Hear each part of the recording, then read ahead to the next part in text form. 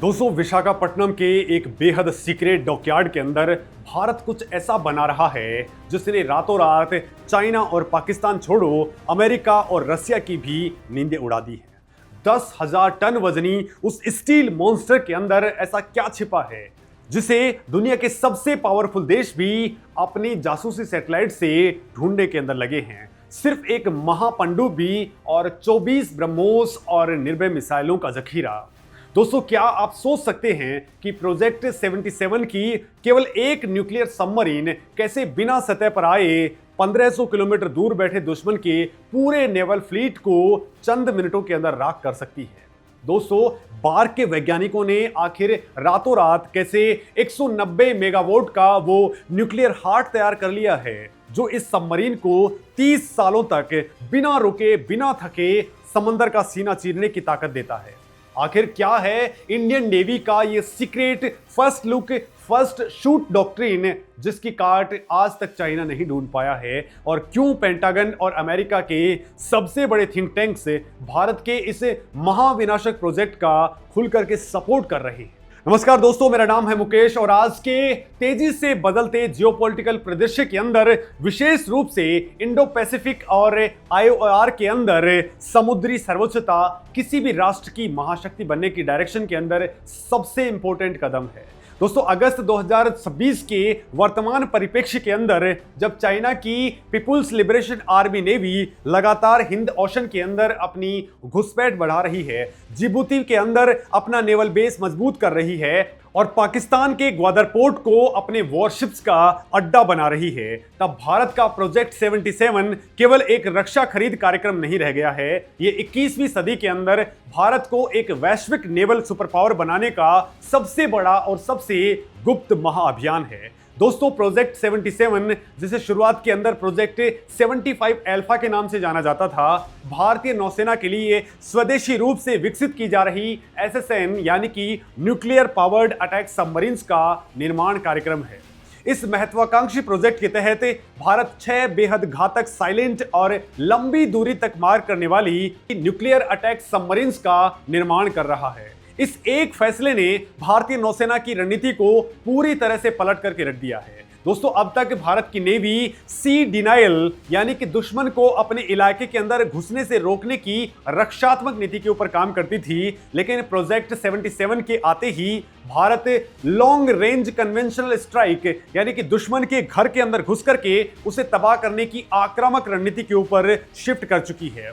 दोस्तों, मोदी गवर्नमेंट और national security planners का ये विजन साफ बताता है कि भारत अब खतरों का इंतजार नहीं करेगा बल्कि खतरों को उनके पैदा होने से पहले ही खत्म कर देगा। दोस्तों, जरा सोचिए, जब प्रोजेक्ट 75 अल्फा के रूप में इस परियोजना की कल्पना की गई थी तब इसका मुख्य उद्देश्य 6000 टन विस्थापन वाली ऐसी सबमरीन्स बनाना था जो हंटर किलर रोल अदा कर सके, लेकिन ग्लोबल इंटेलिजेंस रिपोर्ट्स और चाइना की बढ़ती नेवल फ्लीट को देखते हुए भारतीय नौसेना ने अपनी मारक क्षमता की जरूरतों का पुनर्मूल्यांकन किया। रातों रात ब्लूप्रिंट बदल गए। इस प्रोजेक्ट का नाम बदल करके प्रोजेक्ट 77 कर दिया गया और इसके आकार और मारक क्षमता के अंदर अकल्पनीय वृद्धि कर दी गई है। अब दोस्तों, ये सबमरीन 6000 टन की नहीं बल्कि लगभग 10,000 टन की विस्थापन वाली एक विशालकाय मशीन बन चुकी है।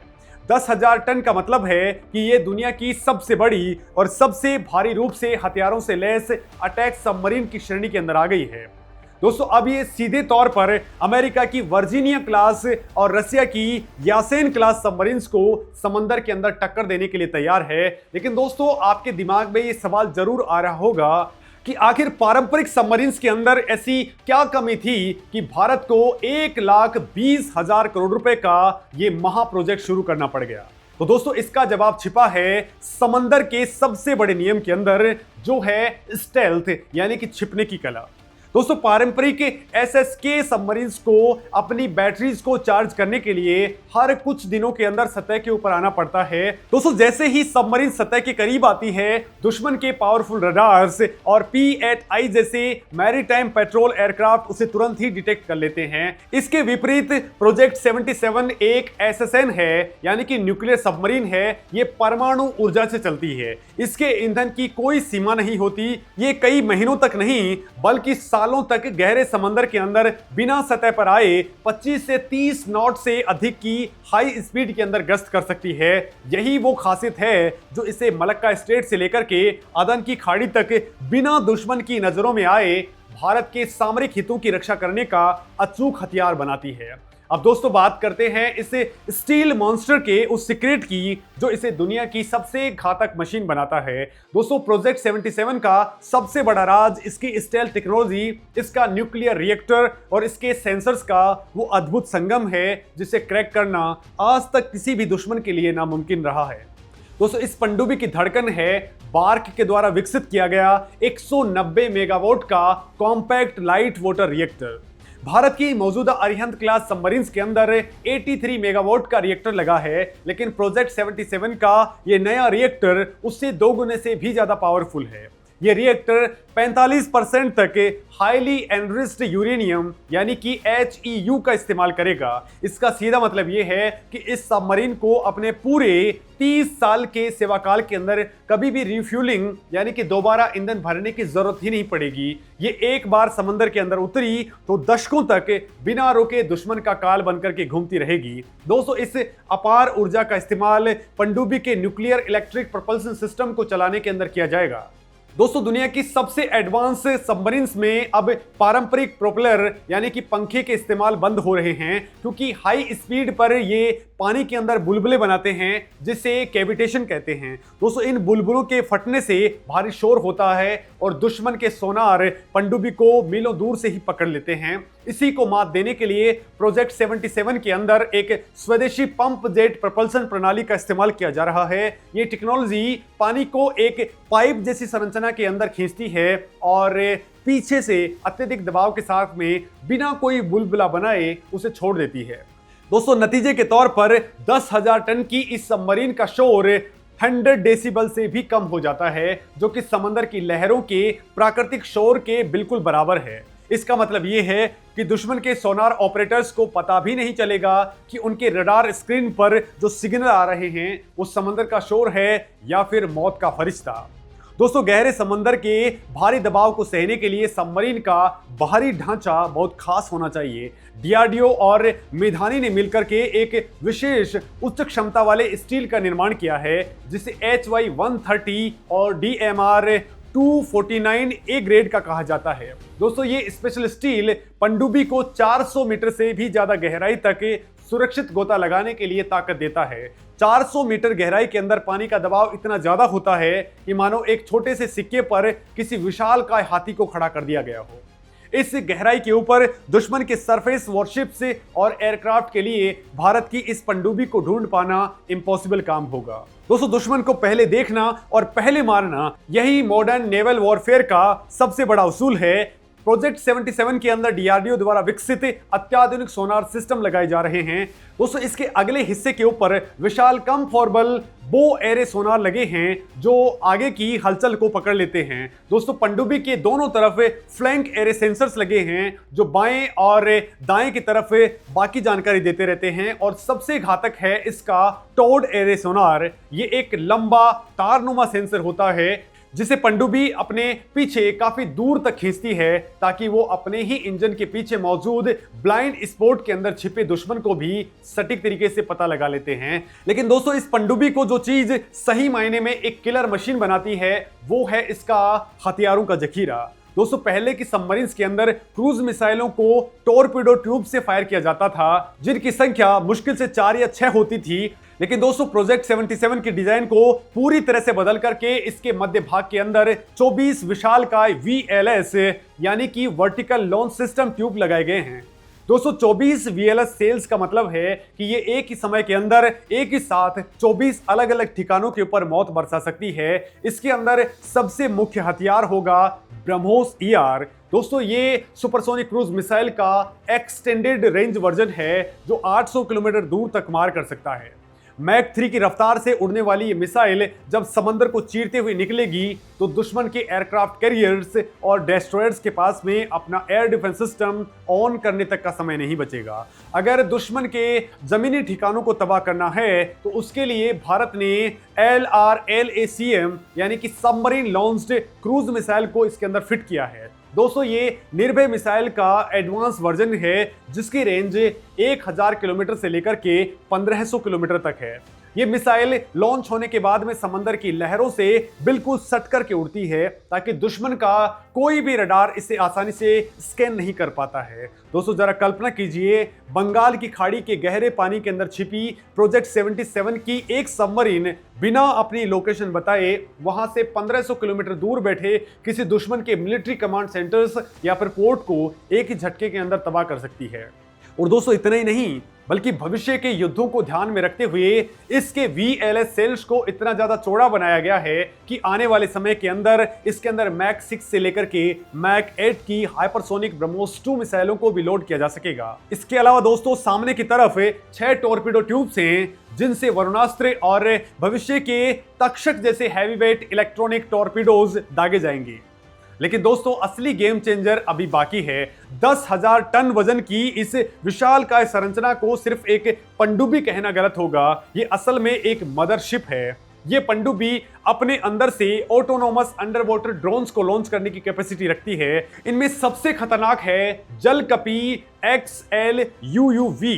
दोस्तों ये DRDO द्वारा बनाया जा रहा 20 टन वजनी और 11 मीटर लंबा एक अंडर वाटर व्हीकल है जो प्रोजेक्ट 77 के अंदर से निकलेगा और दुश्मन की सीमा के अंदर घुस जाएगा। लिथियम आयन बैटरी से लैस जलकपी 30 से लेकर के 45 दिन तक बिना रुके पानी के अंदर 300 मीटर की गहराई पर ऑपरेट कर सकता है। दोस्तों ये ड्रोन आगे जाकर के समंदर के अंदर बिछाई गई माइंस का पता लगा सकता है, दुश्मन की सबमरीन्स की लोकेशंस अपनी मदरशिप को भेज सकता है और इंटेलिजेंस गैदरिंग कर सकता है। दोस्तों इसे ही नेटवर्क्ड अंडर वाटर वॉरफेयर कहते हैं, जहां इंसानी जान को खतरे में डाले बिना ड्रोन्स के जरिए दुश्मन का पूरा गेम ओवर कर दिया जाता है। अब दोस्तों आप सोच रहे होंगे कि इतनी कॉम्प्लेक्स मशीन आखिर बन कहाँ रही है, तो ये काम पूर्वी तट पर मौजूद विशाखापट्टनम के शिप बिल्डिंग सेंटर के अंदर चल रहा है। ये भारत का सबसे सुरक्षित और अत्यधिक गुप्त नेवल बेस है। दोस्तों अगस्त 2026 की लेटेस्ट खुफिया रिपोर्ट्स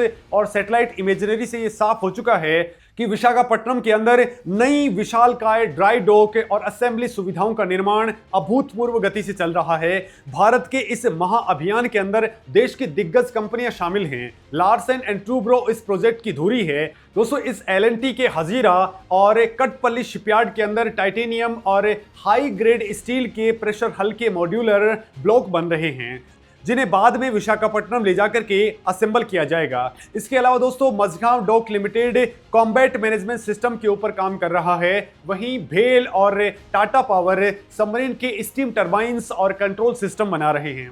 इस पूरे प्रोजेक्ट के अंदर 80 से लेकर के 90% तक स्वदेशीकरण हासिल किया जाने का टारगेट रखा गया है, जो आत्मनिर्भर भारत के विजन का सबसे बड़ा सबूत है। दोस्तों बजट और टाइमलाइन की बात करें तो सरकार की कैबिनेट कमेटी ऑन सिक्योरिटी यानी कि CCS ने अक्टूबर 2024 के अंदर ही इस महा प्रोजेक्ट के पहले फेज को हरी झंडी दे दी है। शुरुआती मंजूरी पहले 2 सबमरीन्स के लिए दी गई है जिसकी अनुमानित लागत 40,000 करोड़ आने वाली है। दोस्तों पूरे 6 पनडुब्बी के फ्लीट का कुल बजट 1,20,000 करोड़ रुपए से ज्यादा का है। अगस्त 2026 तक पहली सबमरीन के लिए स्टील कटिंग और मॉड्यूलर फैब्रिकेशन का काम जोरों से स्टार्ट हो चुका है और उम्मीद है कि 2030 से 32 के बीच में ये सबमरीन बनकर के तैयार हो जाएंगी और इसके समुद्री परीक्षण स्टार्ट हो जाएंगे। क्योंकि दोस्तों न्यूक्लियर पनडुब्बियों के ट्रायल बहुत जटिल होते हैं, लिहाजा 2035 से 36 के बीच में इसके पूरी तरह से इंडियन नेवी के अंदर कमीशन होने का टारगेट रखा गया है।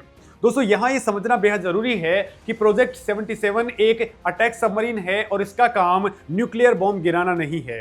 न्यूक्लियर मिसाइल दागने का काम अरिहंत क्लास और भविष्य की S5 क्लास SSBN सबमरीन्स का होता है जो भारत के न्यूक्लियर ट्रायड का हिस्सा हैं। दोस्तों प्रोजेक्ट 77 का मुख्य टारगेट है इन SSBN सबमरीन्स को सुरक्षा देना और दुश्मन के वॉरशिप्स का शिकार करना।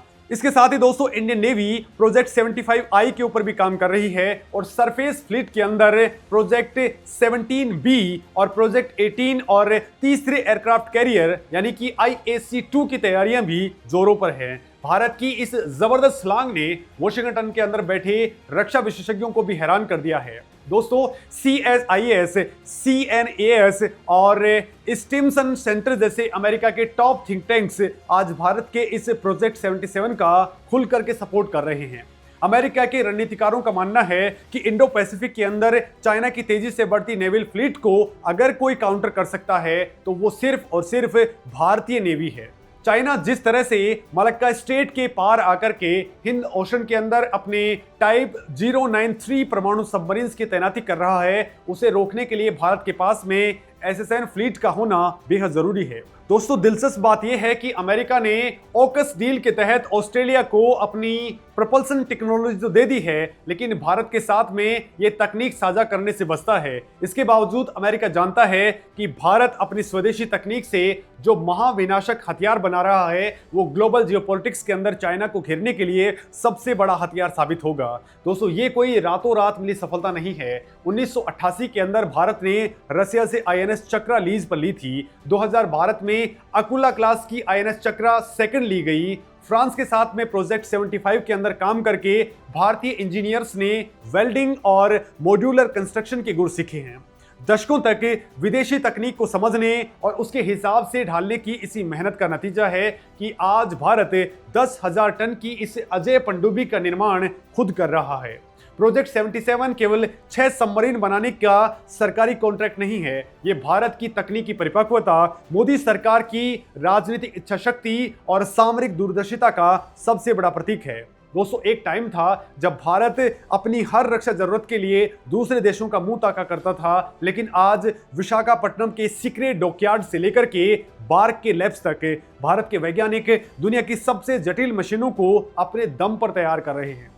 दोस्तों, साल 2030 के दशक के अंदर जो प्रोजेक्ट 77 की ये सबमरीन्स समुद्र की गहराइयों के अंदर उतरेंगी तो वो दुनिया को ये साफ संदेश देंगी कि भारत अब समंदर का बॉस बन चुका है। ये प्रोजेक्ट भारत को उस फ्लीट क्लब के अंदर लेकर के जाके खड़ा कर देगा जहां अमेरिका, रसिया, फ्रांस, ब्रिटेन और चाइना बैठे हुए हैं।